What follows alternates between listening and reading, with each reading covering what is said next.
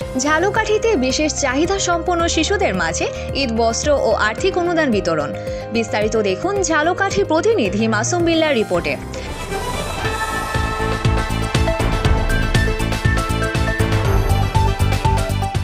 ঝালকাঠিতে বিশেষ চাহিদা সম্পন্ন শিশুদের মাঝে ঈদ বস্ত্র ও আর্থিক অনুদান বিতরণ করা হয়েছে।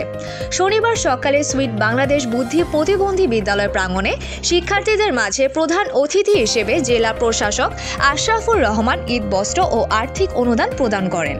অনুষ্ঠানে বিশেষ অতিথি হিসেবে উপস্থিত ছিলেন মহিলা ক্লাব সভাপতি মাহফুজা খান।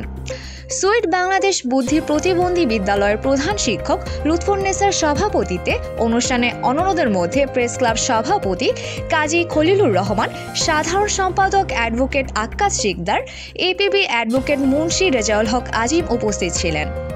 ঝালকাঠি সুইট বাংলাদেশ বুদ্ধি প্রতিবন্ধী বিদ্যালয়ের উদ্যোগে শতাধিক প্রতিবন্ধী শিশুকে ঈদ বস্ত্র ও আর্থিক অনুদান প্রদান করা হয়। এই উপহার পেয়ে প্রতিবন্ধী শিশু ও তাদের পরিবারের সদস্যদের মধ্যে আনন্দের বন্যা বয়ে যায়।